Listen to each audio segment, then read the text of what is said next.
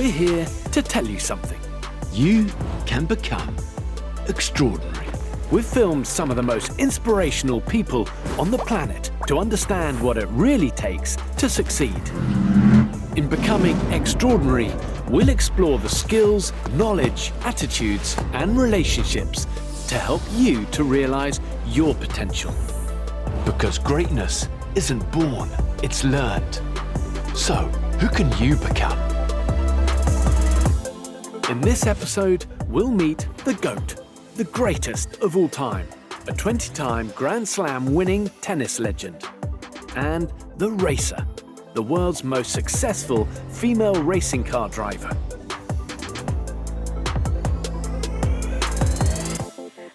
And welcome to Becoming Extraordinary. Now, this series looks at some of the most accomplished people on the planet to help you develop the skills of positivity, endurance, and resilience to achieve some amazing things just like them. And in this episode, we're going to be looking at the record-breaking sports stars Roger Federer and Danica Patrick. Yeah, but before we get into Danica, let's have a look and see how Roger Federer became one of the most successful people in tennis.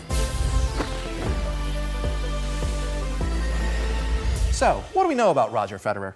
Roger Federer is a former professional tennis player and considered by many to be one of the greatest athletes of all time. Roger was ranked #1 in the world for a career total of 310 weeks. As a kid, Roger used to be a ball boy in his hometown of Basel in Switzerland. Roger was the first player to reach 20 Grand Slam victories in men's tennis. In the 2007 US Open, he was nicknamed Darth Federer for his all-black attire, his entrance music, the Imperial March, and clinical winning streak. Roger suffered many injuries throughout his career and often had to bounce back or play through pain. The former world #1 eventually retired due to his ongoing knee problems. And Roger is one of only 8 men who won all 4 Grand Slams during one calendar season. Wow, he's achieved a lot of things. Absolutely. I think we should watch his story. Let's do it.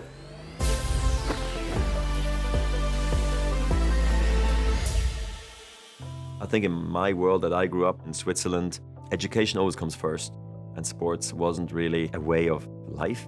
But then I remember playing badminton or ping pong or tennis, you know, in the backyard of my friend's house, and we were like, and the winner of Wimbledon is Roger Federer, and like, go down to my knees and pretend holding up a trophy. So I think I was dreaming of winning Wimbledon, playing against the wall, playing doubles with my parents, playing doubles with my friends, playing catch into the night, realizing that tennis had so much more to it than just hitting a ball. Also played football, never looked back, always enjoyed it, but eventually I had to take a decision if it was going to be football or tennis. Thankfully I chose tennis. My first ever match, I lost 6-love, 6-love. I heard some rumors that maybe sort of the local federations, they were like, well, maybe he's not that good like we thought he was. I kept on practicing hard, I started playing more tournaments, started to become, you know, very successful, also even as a juniors, at least in my area. Nationally, I became junior Swiss champion for the first time when I was 12 years old. I was joking, put up a sign on the wall that said, junior world champion lives here. You know, we were leaving the next day. The Swiss junior team, like when they knocked on the door of my sort of dorm, you know, everybody was laughing.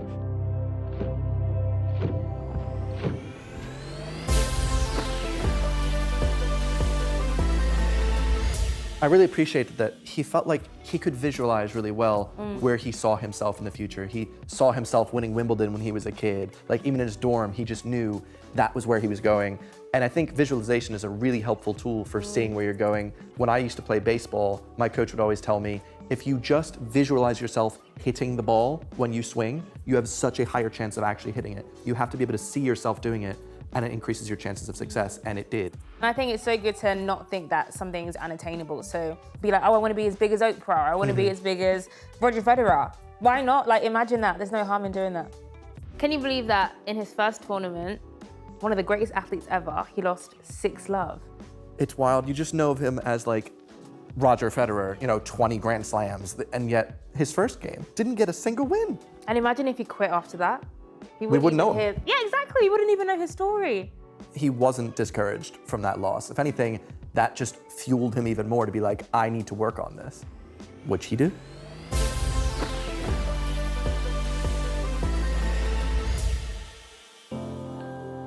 one little tiny interview with a national tennis magazine. They asked me, would you ever go to the National Tennis Center? And I thought, well, I think it would actually be quite good for me, be part of the best group of the juniors. If I want to maybe become a professional tennis player, maybe that is the path I have to take.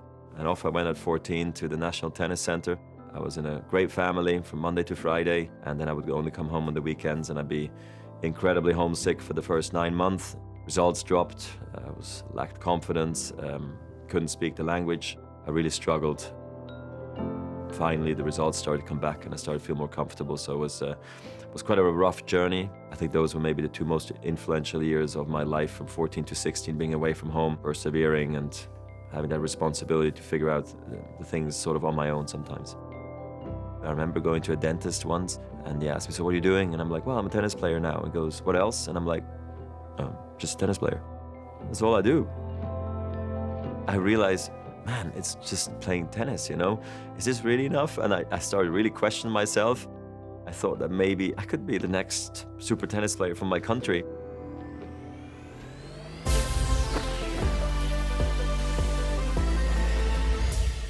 He's leaving home at 14, and it took him about a year to settle in when he went to the National Tennis Center. I mean, that's really hard as a child to be making decisions for yourself. Your parents aren't around. Especially because he got really homesick. I feel like that's a pretty standard thing if you're going to be moving house far from your family or not. It takes a while to get adjusted to those types of things. I had to move house when I was 14, and it took me ages to make new friends. I also appreciate that he felt like he had a huge leap at the age of 14. It was a pivotal part of his life. I know a lot of other people that took ages to get, their level of success, but for him at 14, he decided then, he was making some good decisions. He could have been a footballer. I can't believe that. He's good with his arms and his legs. Not fair. But also, he wasn't just born with that. He practiced, he put his time in, he kept winning, and I just really appreciate his story. What I find interesting is he spoke about how he wasn't sure if tennis was enough because it wasn't really something that was popular in his hometown or something that was maybe esteemed as a good idea to go straight into with all your heart. The dentist asked him what he did for a living, and he was like, I play tennis. And they were like, no, but what do you do for a living? I thought that was very funny because tennis isn't normally seen as a professional job. So to have such a commitment at that early age and be like, no, this is my job, shows he knew what he was gonna do and he stayed with it.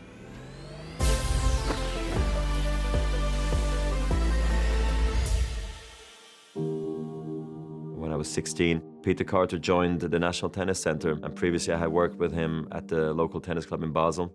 He was a very important mentor, and if I play the way I play today, it's probably thanks to Peter.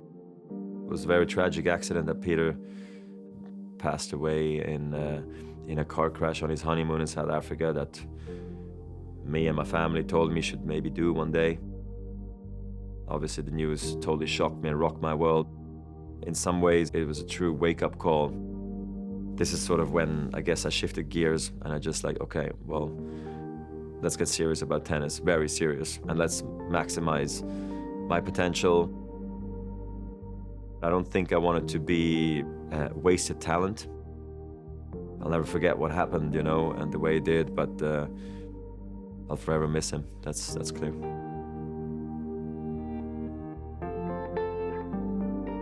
Becoming world #1 and winning Wimbledon, sort of being the leader of the game in some ways, or the spokesperson for all male tennis players. I don't take it for granted. I really appreciate it because for me, heroes are really important. Having Stefan Edberg, Sampras, Becker, Michael Jordan, I have a chance to give back, I have a chance to inspire.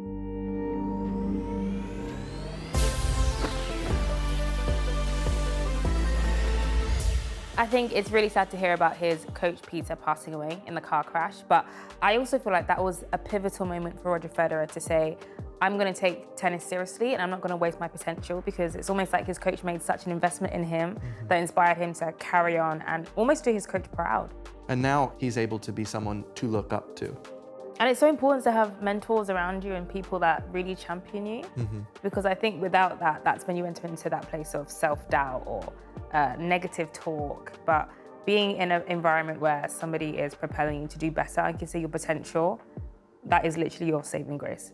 That's why it's so important to have a good teacher in your life for any subject at any age.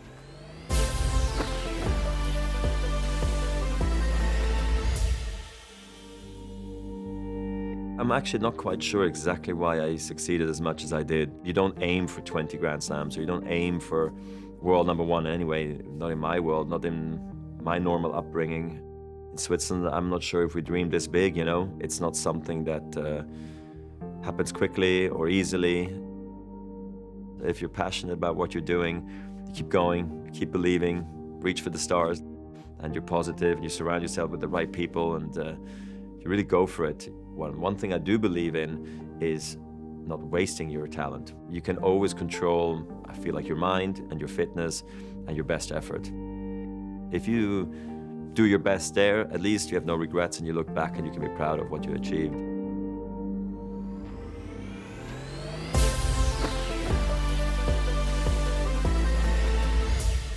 A lot of people consider Roger Federer to be the GOAT, the greatest of all time, because he just kept winning back to back, even though some of his records have been broken. I really love that he was just like, I'm gonna play the game. I'm gonna keep going today, think about tomorrow, and then just kept winning because he kept trying.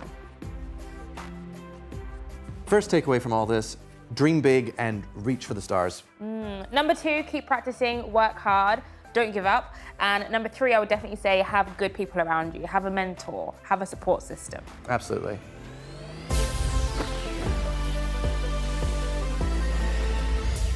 I really liked learning about Roger Federer, but now it's time to talk about another record-breaking sports star, Danica Patrick. Ooh. What do we know about Danica?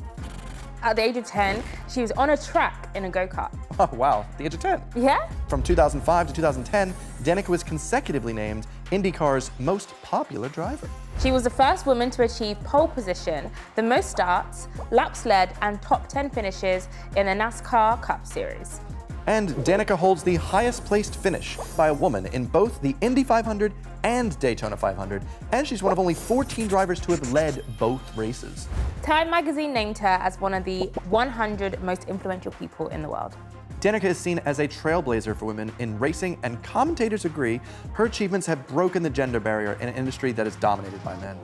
Danica has also appeared in films, TV shows, movies, and games. So I want to know loads more about her. Are you ready? Me too, let's go. Let's watch.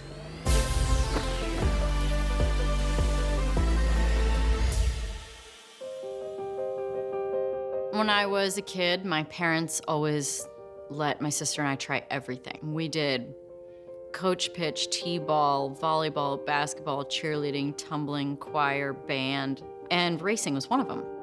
The first thing I remember driving was a lawnmower, and it had gears, and I would just go through the gears and be flat out on that lawnmower. And then my dad got us four-wheelers for Christmas, so then we became totally hated by the neighborhood because we just full throttle whang all the way around the neighborhood. We made ruts and tracks in the yard. When I was 10 years old, I wanted to be a race car driver, and I wanted to win the Indy 500, and I wanted to be an engineer so I could learn how to work on my race car. When I started go-karting at 10, it was just totally local. It was just a local track. I couldn't even keep up on the parade laps. And the parade laps are where you go around the little oval area real slow as you possibly, like it's like really slow. So that was how much I failed at the beginning.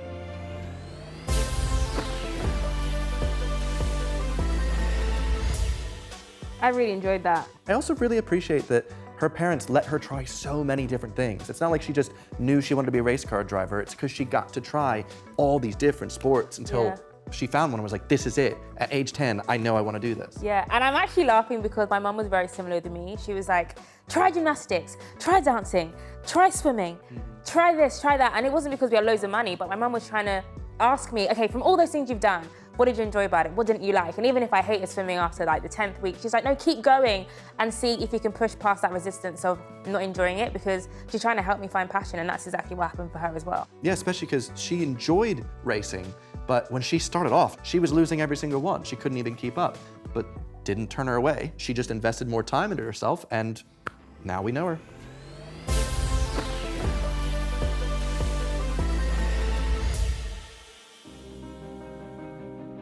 It just started locally, but then I started winning like halfway through the season.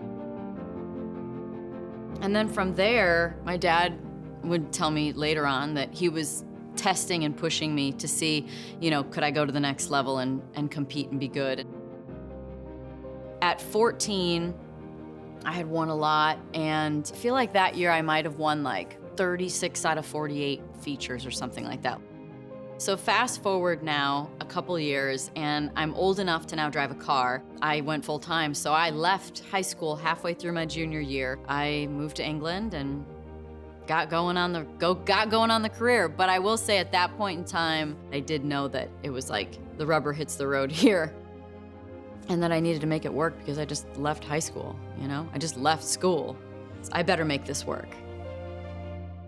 It was a progression. Like go-karts maybe went 80 miles an hour, and then cars like 150 miles an hour, and then you go up to the next level of car, and it's like now all of a sudden you're going almost 200, and so then you're going 240, and so it's not like I just all of a sudden went from a go-kart to an Indy car and went from 80 to 240. Like there's a progression.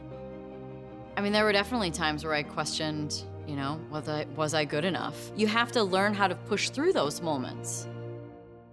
When I won in Japan and became the first woman to win an IndyCar, I was truly relieved. It had been a long road and finally got there.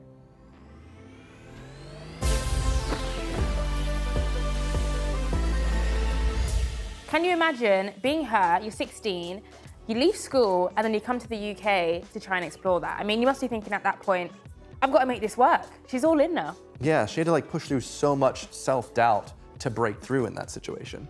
So she took a huge risk, moved countries, and worked super, super hard to lay the groundworks to become an amazing race car driver. You know, in racing, a pretty male-dominated sport. Oh, yeah. Being the only woman racing around in the pit lane, you know, looking around and seeing probably loads of men, that must have been a really interesting place for her to have been. Which also means she was incredibly inspiring to any other woman that wanted to get into that field. Yeah, so important for young girls. Why do you think Danica said it was a relief when she won the IndyCar in Japan? I think for her, it must have affirmed that she was on the right track, that she made the right choice, that all of her sacrifices and efforts, it added up to something, that there was a reward at all of the hard work that she had put in. And almost spoke to her negative voices or doubts that she would have had at the very beginning that, yeah, this was a good choice.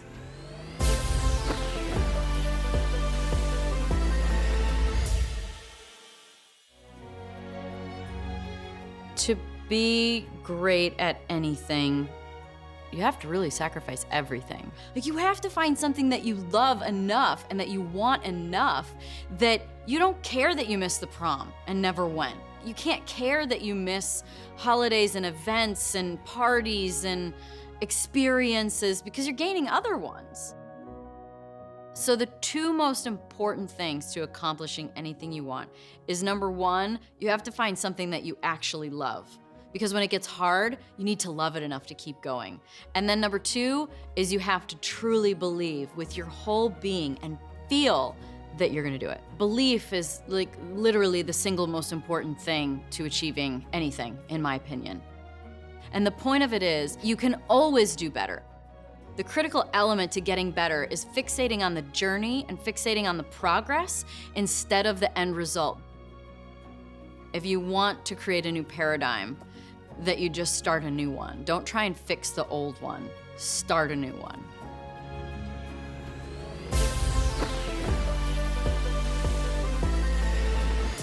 A key message that I really feel like Danica was trying to get across is that it's so important to love what you do. Because when things get hard or difficult or you feel like quitting, it's loving what you do that will keep you pushing through. Especially because if you do love what you do, then the whole journey of getting anywhere is so much more enjoyable. You can focus on the journey instead of your end destination, and you'll find you've got there, you've started winning at the end of the day. Yeah, and you won't feel like you're missing out on things because you're loving what you're doing and you appreciate that there has to be sacrifices in that as well. Mm-hmm. Do you know what's so funny? When I was younger, I used to get this fear of missing out. Like, oh, I can't go to that party. Or my mum was like, no, stay and do your homework. And I'm like, oh, but I wanted to go to this event. And when you get older, you literally look back at those things and think, they weren't even that important. That party wasn't really that important. But the investment I made at that time has helped me today. Yeah. So doing well at school, that's helped me today. You know, practicing the piano, that's helped me today. I would go on holidays with friends, and then in the evening they'd want to go out partying or something, and I'd be like, I'm actually going to edit some stuff, photos and videos, and they'd be like, don't you want to go out partying? I was like, I could do that anytime at home, but right now I just really want to get more work done to this thing that I really like doing.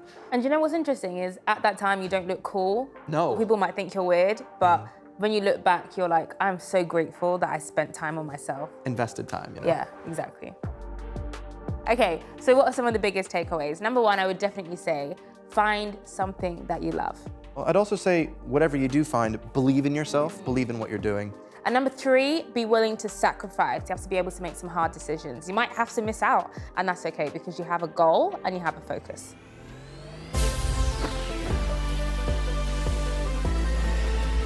These are two incredible athletes who have done incredible things in their fields. But I mean, they both started pretty young. They didn't know how they were going to get there, but they had a vision, they had an imagination, and they went with that. And both of them left home early in their teens. Made a huge decision there. A lot of sacrifice. And something that's quite similar is they both had people to help them. So for Danica, it was her parents saying, you know, try something and find what you like. And for Roger Federer, he had his amazing coach Peter that really inspired him to keep the vision alive. And they both really honed in on their one craft. Like, they could have gone to different fields. Roger could have done football. I believe Danica tried out loads of different things before finding out what she wanted to do. But they both became the top at their fields. Yeah, and what I'm seeing between them is this idea of sacrifice and valuing the effort and the hard work that's needed to really improve the skill that you're trying to work on. So whether it's missing out on a party or whether it's doing your best at something and practicing over and over again, you can see that theme in both of them. As well as that, Evan, you can see that both of them really struggled when they were young. It took them a lot of time and effort to get to where they are today, but we really hope that these two stories have inspired you, that if you have passion and you hold it very tight and very close, you can get to your final destination. And failure is on the route to success. I could not agree more. Roger and Danica's stories are hugely inspiring. Dreaming big and working hard are so important to achieving extraordinary things.